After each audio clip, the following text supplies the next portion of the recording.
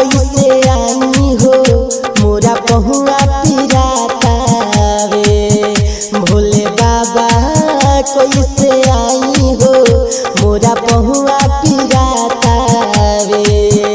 ना चलल जाता वे बड़ी बुझाता वे, ना चलल जाता वे बड़ी बुझाता वे, अब ना दुखवा सहाता वे। भोले बाबा कैसे आई हो मोरा पहुआ पिराता वे। ना चलल जाता वे बड़ी बुझाता वे, ना चलल जाता वे बड़ी बुझाता वे, अब ना दुखवा सहाता वे। भोले बाबा कैसे आई हो मोरा पहुआ पिराता वे। मिक्स बाय सोनू सागर। मोरा पहुआ पिराता वे। बड़ी कठिन बाबे बाबा ई डगरिया हो, डगरिया हो, डगरिया हो।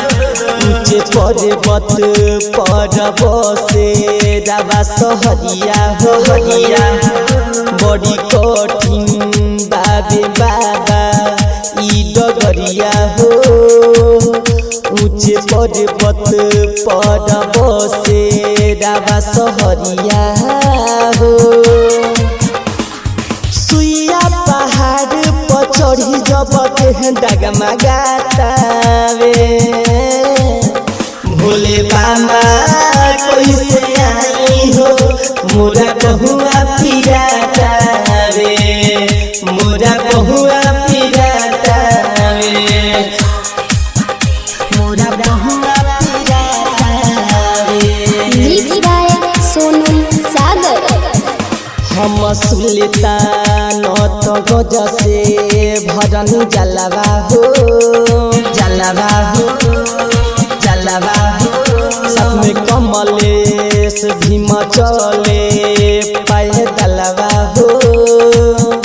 हम सुल्तान तो गज से भरन जलवा हो, जलवा हो। सब में नीके सोनी डाला पाए दलवा, पाए दलवा हो। बबुआ राकेश सोनू मस्ती में झूमता वे, झूमता वे।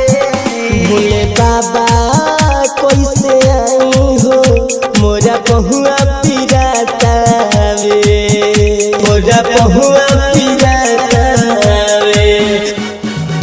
भोले बाबा कैसे आई हो मोरा पहुआ पिराता वे।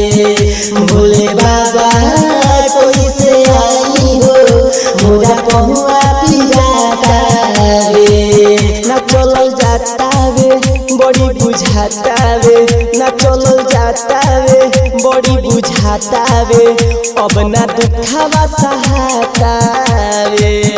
भोले बाबा कैसे आई हो मोरा पहुआ पिराता वे। ना चलल जाता वे बड़ी बुझाता वे, ना चलल जाता वे बड़ी बुझाता वे, अब ना दुखवा सहाता वे।